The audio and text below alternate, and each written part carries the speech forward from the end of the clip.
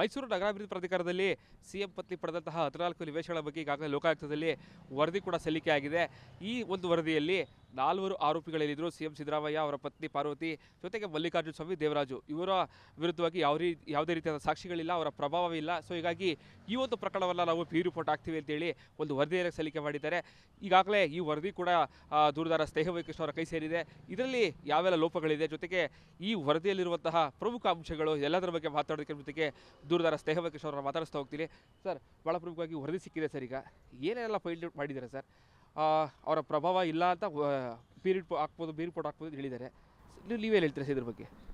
Sir, ಅವರು ವರದಿಯಲ್ಲಿ ಸಲ್ಲಿಸಿರೋಂಥ ಅಂಶಗಳನ್ನು ಮತ್ತು ಅದಕ್ಕೆ ಪೂರಕವಾಗಿರತಕ್ಕಂಥ ದಾಖಲಾತಿಗಳ ಬಗ್ಗೆ ಅವ್ರು ಏನು ಹೇಳಿದರೆ ಅದು ಗಮನಿಸಿದಾಗ ಸ್ಪಷ್ಟವಾಗಿ ಗೊತ್ತಾಗುತ್ತೆ. ನಾನು ಏನು ಆರೋಪ ಮಾಡಿದೆ ಅದು ಸ್ಪಷ್ಟವಾಗಿ ಸಾಬೀತಾಗಿದೆ ಅಂದರೆ. ಆದರೆ ಇವರು ಅದನ್ನು ತಿರುಚಿ ಬೇರೆ ರೀತಿಯಲ್ಲಿ ಹೇಳಿದ್ದಾರೆ. ಅಂದರೆ ಏನು ನಿವೇಶನ ಕೊಟ್ಟಿದ್ದಾರೆ ಅವ್ರು ಮಾತ್ರ ಅಪರಾಧಿಗಳು, ಪಡ್ಕೊಂಡ್ರೆ ಅಪರಾಧಿಗಳಲ್ಲ ಅಂತೇಳಿ. ಇದು ಸ್ಪಷ್ಟವಾಗಿ ಪ್ರಭಾವಕ್ಕೊಳಗಾಗಿ ಏನು ಆರೋಪಗಳಿದ್ದಾರೆ ಅವರ ಪ್ರಭಾವಕ್ಕೊಳಗಾಗಿ ಈ ವರದಿಯನ್ನು ಸಲ್ಲಿಸಿದ್ದಾರೆ. ಸೊ ಇಷ್ಟು ತುರ್ತಾಗಿ ಅವರೇ ಹೇಳ್ತಾರೆ ಇನ್ನೂ ಸಮಗ್ರ ತನಿಖೆ ನಡೀಬೇಕು ಅಂತೇಳಿ. ಸೊ ಸಮಗ್ರ ತನಿಖೆ ನಡೆಯೋಕ್ಕೆ ಮುಂಚೆನೇ ಇವರು ನಾಲ್ಕು ಜನರ ವಿರುದ್ಧ ಅಂತಿಮ ಸಲ್ಲಿಸುವಂಥ ತುರ್ತು ಏನಿತ್ತು ಅನ್ನೋದ್ರ ಬಗ್ಗೆ ಎಲ್ಲೂ ಹೇಳಲ್ಲ. ಇಲ್ಲಿ ಅವರೇ ಹೇಳ್ತಾರೆ ಶ್ರೀಮತಿ ಪಾರ್ವತಿಗೆ ನಿವೇಶನ ಕೊಟ್ಟರೆ ನಿಯಮ ಬಾಹಿರ ಅಂತೇಳಿ. ಸೊ ನಿಯಮ ಬಾಹಿರ ಅಂತಂದಮೇಲೆ ಅದು ಅಪರಾಧ ಕೊಡ್ತಿರ್ತಾರೆ. ನಿಯಮ ಬಾಹಿರ ಕೊಟ್ಟಿರೋದು ಇವ್ರ ಮೇಲೆ ಕ್ರಮ ತಗೊಳ್ಳಿ ಅಂತ ಹೇಳ್ತಾರೆ. ಆದರೆ ಪಾರ್ವತಿ ಮೇಲೆ ಏನು ಕ್ರಮ ತಗೊಳ್ಳೋದು ಬೇಡ ಅಂತ ಹೇಳ್ತಾರೆ. ಸೊ ಇದೆಲ್ಲ ಒಂದು ದ್ವಂದ್ವ ನೀತಿಗಳು ಇಲ್ಲಿ ಅನುಸರಿಸಿ ಸ್ಪಷ್ಟವಾಗಿ ಕಂಡು ಬರುತ್ತೆ. ಸೊ ಇವೆಲ್ಲವನ್ನು ಮಾನ್ಯ ನ್ಯಾಯಾಲಯ ಗಮನಕ್ಕೆ ತಂದು ಸೊ ಆರೋಪಗಳಿಗೆ ಶಿಕ್ಷೆ ಕೊಡಿಸುವಂಥ ಕಾನೂನು ಹೋರಾಟವನ್ನು ನಾನು ಮುಂದುವರ್ಸ್ಕೊಂಡು ಹೋಗ್ತೀನಿ. ಮತ್ತು ಇಲ್ಲಿ ಅವ್ರು ಏನು ಒಂದೊಂದು ಅಂಶಗಳಿದೆ ಮುಖ್ಯವಾಗಿ ಹೇಳ್ತಾರೆ. ಏನು ಮಲ್ಲಿಕಾರ್ಜುನ ಸ್ವಾಮಿ ಹೆಸರಿಗೆ ಅನ್ಯಕ್ರಾಂತ ಆದೇಶ ಇದೆ, ಅದು ಅದ್ರ ಬಗ್ಗೆ ಸುಳ್ಳು ದಾಖಲೆ ಸೃಷ್ಟಿ ಮಾಡಿರಿ ಅಂತ ಹೇಳ್ತಾರೆ. ಹಾಗಾದರೆ ಅವ್ರಿಗೆ ಶಿಕ್ಷೆ ಆಗಬೇಕಲ್ವ? ಇಂಥದ್ದು ಸಾಕಷ್ಟು ಅಂಶಗಳಿದ್ರೂ ಕೂಡ ಸಾಕ್ಷ್ಯಗಳಿಲ್ಲ ಅಂಥೇಳಿ ಸುಳ್ಳು ವರದಿ ಸಲ್ಲಿಸಿರೋದು ಸ್ಪಷ್ಟ ಕಂಡುಬರುತ್ತೆ.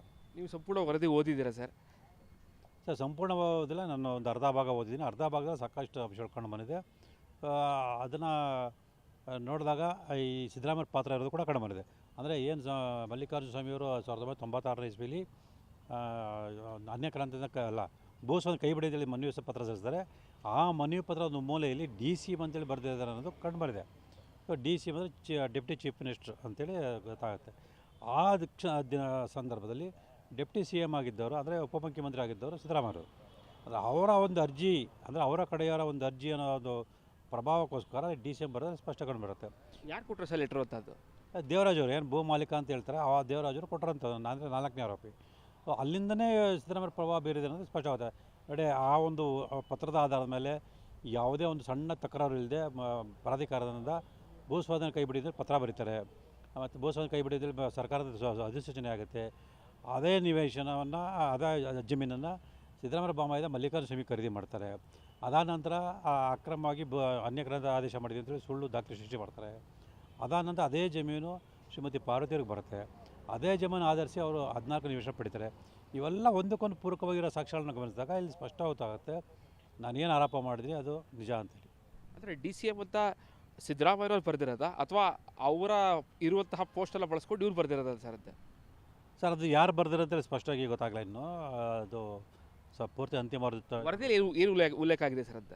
ಸರ್, ವರದಿಯಲ್ಲಿ ಏನು ನಡೆದಾಗ ಆ ಒಂದು ಪತ್ರವನ್ನು ಇಟ್ಕೊಂಡು ದೇವರಾಜ್ ಅವ್ರನ್ನ ವಿಚಾರಣೆಗೊಳಪಡಿಸಿ ಕಂಡು ಬರುತ್ತೆ.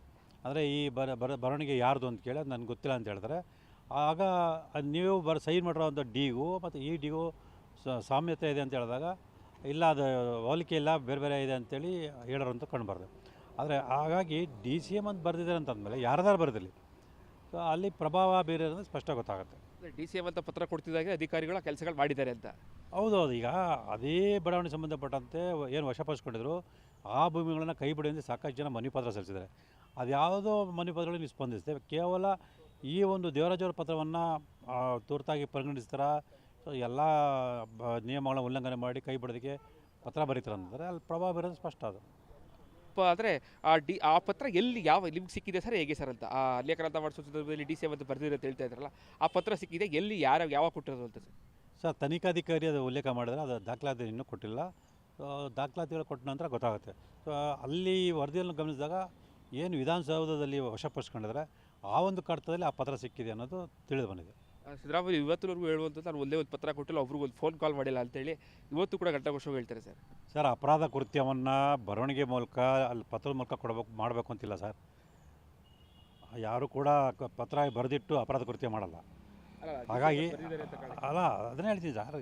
ಈಗ ಪತ್ರ ಬರೀಲೇಬೇಕು ಅಂತಲ್ಲ, ಎಲ್ಲಿದೆ ಪತ್ರ ಬರೆದು ಮಾಡಿದ್ರೆ ಮಾತ್ರ ಅಪರಾಧ ಕೃತ್ಯ ಅಂತೇಳಿ. ಮೌಖಿಕವಾಗಿ ಮಾಡುವಂತಹ ಕೃತ್ಯಗಳು ಕೂಡ ಅಪರಾಧ ಕೃತ್ಯಗಳಾಗ್ತದೆ ಅಂತೇಳಿ ಕಾನೂನು ಸ್ಪಷ್ಟವಾಗಿ ಹೇಳುತ್ತೆ. ಸಿ ಎಂ ಅವರ ಅದೇ ಇಲ್ಲಿ ಈ ಒಂದು ವರದಿ ನೋಡಿದ ಸಂದರ್ಭದಲ್ಲಿ ಸರ್, ಬೇರೆಯವರು ಯಾವ ರೀತಿಯಾಗಿ ನೀವು ಮಾಡಿದಂಥ ಆರೋಪಗಳಿಗೆ ಪೂರಕವಾದಂಥ ಹೇಳಿಕೆಗಳು ಯಾವ್ದಾದ್ರು ಇದೆಯಾ ಸರ್, ಹೇಗೆ ಅಂತ? ಸಾಕಷ್ಟಿದೆ ಸರ್. ಈಗ ಅಲ್ಲೇ ಬರೀತಾರೆ 50 ಪತ್ರ ನಿವೇಶನ ಕೊಟ್ಟರೋದು ಅಕ್ರಮ ಅಂತ ಬರೀತಾರೆ. ಮತ್ತು ತ್ಯಾಜ್ಯ ಪತ್ರ ಬರ್ಸ್ಕೊಟ್ಟೋದು ಅಕ್ರಮ ಅಂತ ಹೇಳ್ತಾರೆ. ಇದೆಲ್ಲ ಅಕ್ರಮ ಇದ್ದಾಗ ನಾನು ಮಾಡೋ ಆರೋಪ ನಿಜ ಅಂತ ಹೇಳ್ತಾರೆ. ಮತ್ತು ಸರ್ಕಾರಕ್ಕೆ ಆ ಥರ ಮೈಸೂರು ನಗರ ಪರವಾಗಿ ಕೋಟ್ಯಾಂತರ ರೂಪಾಯಿ ನಷ್ಟ ಮಾಡಿರಿ ಅಂತ ಹೇಳ್ತಾರೆ. ಇದೆಲ್ಲವೂ ಕೂಡ ನಾನು ಮಾಡೋ ಆರೋಪಕ್ಕೆ ಸಾಕಷ್ಟು ಸಾಕ್ಷ್ಯಗಳು ಸಿಕ್ಕಿದೆ ಅನ್ನೋದನ್ನ ತೋರ್ಪಡಿಸುತ್ತೆ. ಸೊ ನೀವು ಕೂಡ ಒಂದು ದಾಖಲೆ ಬಿಡುಗಡೆ ಮಾಡಿ ಅದೇ ಹೊರದಲ್ಲಿರುವಂತಹದೆಲ್ಲ ಎಲ್ರಿಗೂ ಹೇಳಿದ್ದೀರಾ ಸರ್. 1000ಕ್ಕೂ ಹೆಚ್ಚು ನಿವೇಶನಗಳು ಅಕ್ರಮವಾಗಿದೆ, ಅದರ ಬಗ್ಗೆ ತನಿಖೆ ಆಗಬೇಕು ಅಂತೇಳಿ ಅವರೇ ವರದಿ ಕೊಟ್ಟರೆ ಹೇಗೆ ಸರ್? ಹೌದು, ಅವ್ರ ವರದಿಯಲ್ಲೇ ಉಲ್ಲೇಖ ಇರೋಂಥದ್ದು. ಅಂದರೆ ಸಿದ್ದರಾಮಯ್ಯ ಹೆಂಡತಿ ಶ್ರೀಮತಿ ಪಾರ್ವತಿ ಅವರಿಗೆ ಎರಡನೇ ಆರೋಪಿಗೆ ಏನು ನಿವೇಶನ ಅಕ್ರಮ ಕೊಟ್ಟಿದ್ದಾರೆ, ಇದೇ ರೀತಿ 133 ಪ್ರಕರಣಗಳಾಗಿದೆ. ಆ 133 ಪ್ರಕರಣ ಸಂಬಂಧಪಟ್ಟಾಗಿ 1055 ನಿವೇಶನಗಳು ಅಕ್ರಮ ಹಂಚಿಕೆಯಾಗಿದೆ. ಇದ್ರ ಬಗ್ಗೆ ಸಮಗ್ರ ತನಿಖೆ ನೀಡಬೇಕು ಅಂತ ತನಿಖಾಧಿಕಾರಿನೇ ಅವ್ರ ವರದಿಯಲ್ಲಿ ಹೇಳಿರೋಂಥದ್ದು. ಈಗ ವರದಿಯಲ್ಲಿ ಸರ್ 4 ಅಧಿಕಾರಿಗಳು ಅಂದರೆ ಇಲ್ಲದೆ ಇದ್ದ ಜಿಲ್ಲಾಧಿಕಾರಿ ಇರ್ಬೋದು, ತಹಸೀಲ್ದಾರ್ ಇರ್ಬೋದು, ಭೂಮಾಪಕ ಅಧಿಕಾರಿಗಳಿರ್ಬೋದು, ಈ 4 ತಪ್ಪು ಮಾಡಿದ್ದಾರೆ ಅಂತೇಳಿ ಒಂದು ವರದಿಯಲ್ಲಿ ಉಲ್ಲೇಖ ಮಾಡಿದ್ದಾರೆ ಸರ್. ಸೊ ವಾಟ್ ನೆಕ್ಸ್ಟ್ ಅದ ಸರ್? ಸರ್, ಅವರು ಶಿಸ್ತು ಕ್ರಮ ಬರ್ತಾರೆ ಸರ್. ಅಪರಾಧ ಕೃತ್ಯ ಮಾಡಿದಾಗ ಬರೀ ಶಿಸ್ತು ಕ್ರಮ ತಗೊಳ್ಬೇಕು ಅಂತಿಲ್ಲ. ಅಪರಾಧ ಕೃತ್ಯ ಮಾಡಿದಾಗ IPC ಕಾಯ್ದೆ ಅಡಿಯಲ್ಲಿ ಅವ್ರಿಗೆ ಶಿಕ್ಷೆ ಕೊಡಿಸ್ಬೇಕಂತ ಕೆಲಸ ಮಾಡಬೇಕು. ಆ ಕೆಲಸವನ್ನು ತನಿಖಾಧಿಕಾರಿ ಮಾಡಿಲ್ಲ. ಸೊ ನಾನು ಆ ಕೆಲಸನ ಮಾಡ್ತೀನಿ. ನೆಕ್ಸ್ಟ್ ಈಗ ಯಾವಾಗಲೂ ಈಗ ಮೇಲ್ಮನವಿ ಸಲ್ಲಿಸ್ತಾ ಇದ್ದಾರೆ ಹೇಗೆ ಸರ್ ಅಂತ? ಸರ್, ಇಲ್ಲ ಮೇಲ್ಮನವಿ ಸಲ್ಲಿಸಲ್ಲ. ಏನು ಜನಪ್ರತಿನಿಧಿ ವಿಶೇಷ ನ್ಯಾಯಾಲಯದಲ್ಲೇ ಈ ಏನು ಇವರು ವರದಿ ಸಲ್ಲಿಸ್ತಾರೆ ಆ ವರದಿ ಸುಳ್ಳು ಅಂತೇಳಿ ಸಾಬೀತುಪಡಿಸಿ ಆ ನಂತರ ನಾನು ಮಾಡೋ ಆರೋಪ ನಿಜ ಅನ್ನೋದಕ್ಕೆ ಸಂಬಂಧಪಟ್ಟಂತೆ ಸಾಕ್ಷ್ಯಗಳನ್ನು ಮಾನ್ಯ ನ್ಯಾಯಾಲಯಕ್ಕೆ ಕೊಟ್ಟು ಆರೋಪಗಳಿಗೆ ಶಿಕ್ಷೆ ಕೊಡಿಸುತ್ತೆ ಕೆಲಸವನ್ನು ಮುಂದುವರಿಸ್ತಾರೆ. ತಕರಾರು ಅರ್ಜಿ ಸಲ್ಲಿಸ್ತಾ ಇದ್ದಾರೆ ಸರ್ ಈಗ? ಹೌದು, 7ನೇ ತಾರೀಕು ತಕರಾರು ಅರ್ಜಿ ಸಲ್ಲಿಸ್ತಾರೆ. ಇಲ್ಲಿ ಜನಪ್ರತಿನಿಧಿ ನ್ಯಾಯಾಲಯಕ್ಕೆ ಸರ್? ಹೌದು, ಜನಪ್ರತಿನಿಧಿ ವಿಶೇಷ ನ್ಯಾಯಾಲಯದಲ್ಲೇ ತಕರಾರು ಅರ್ಜಿಯನ್ನು ಸಲ್ಲಿಸಿ ವಾದವನ್ನು ಮಂಡನೆ ಮಾಡುವಂಥ ಕೆಲಸವನ್ನು ಮಾಡ್ತಾರೆ. ನೀವು ವಾದ ಮಾಡ್ತೀರಾ ಇದ್ರ ಬಗ್ಗೆ? ಹೌದು ಸರ್, ನಿನ್ನೆ ನಾನು ಮಾನ್ಯ ನ್ಯಾಯಾಲಯಕ್ಕೆ ಅರ್ಜಿ ಸಲ್ಲಿಸಿ ಸೊ ಈ ಪ್ರಕರಣದ ನಾನು ಪ್ರತಿನಿಧಿಸುವ ಅನುಮತಿ ಕೊಡಿ ಅಂತ ಕೇಳಿದ ಮನವಿಗೆ ಮಾನ್ಯ ನ್ಯಾಯಾಲಯ ಅನುಮತಿಯನ್ನು ಕೊಟ್ಟಿದೆ. ಓಕೆ ಸರ್, ಈಗ 7ನೇ ತಾರೀಕು ಅರ್ಜಿ ಆಗ್ತಾ ಇದ್ದೀರಾ? ಹೌದು, 7ನೇ ತಾರೀಕು ತಕರಾರು ಅರ್ಜಿ ಸಲ್ಲಿಸ್ತಾ ಇದೆ. ಅಂದರೆ ಈ ಒಂದು ಪ್ರಕರಣ ತಾರ್ತಿಕತೆ ತಗೊಂಡು ಹೋಗ್ತೀರಾ ಸರ್? ಹಾಗಾದ್ರೆ ಖಂಡಿತ ಅಲ್ಲ ಸರ್, ನಾನು ಏನು ಪ್ರಾರಂಭದಲ್ಲಿ ಹೇಳ್ತಿದ್ದೆ ಆ ಒಂದು ಹಿನ್ನೆಲೆಯಲ್ಲಿ ಈ ಪ್ರಕರಣ ತಾರ್ಕಿಕ ಅಂತ್ಯವನ್ನು ತಗೊಂಡು ಹೋಗ್ತೀನಿ ಮತ್ತು ಎಲ್ಲ ತಪ್ಪಿದ ಶಿಕ್ಷೆಯನ್ನು ಕೊಡಿಸ್ತೀನಿ. ಇದಿಷ್ಟು ದೂರದರಾಗಿರುವಂತಹ ಸ್ನೇಹಿತ ಕೃಷ್ಣ ಅವರ ಮಾತುಗಳು. ಈ ಒಂದು ವರದಿಗೆ ಈಗಾಗಲೇ ನಾನು ತಕರಾರು ಅರ್ಜಿಯನ್ನು ಸಲ್ಲಿಸ್ತೇನೆ. ನಾನೇ ಈ ಒಂದು ಪ್ರಕರಣವನ್ನು ಜನಪ್ರತಿನಿಧಿಗಳ ನ್ಯಾಯಾಲಯದಲ್ಲಿ ವಾದವನ್ನು ಮಾಡ್ತೇನೆ. 7ನೇ ತಾರೀಕು ಈ ಬಗ್ಗೆ ತಕರಾರು ಅರ್ಜಿ ಸಲ್ಲಿಸಿದ್ದೇನೆ. ನಿನ್ನೆ ಈಗಾಗಲೇ ನಾನೇ ಈ ಒಂದು ಪ್ರಕರಣಕ್ಕೆ ವಾದವನ್ನು ಮಾಡ್ತೀನಿ ಅಂತೇಳಿ ಅಪ್ಲಿಕೇಶನ್ ಹಾಕಿದ್ದೇನೆ ಅನ್ನೋ ಮಾತುಗಳನ್ನು ಕೂಡ ಹೇಳ್ತಾ ಇದ್ದಾರೆ.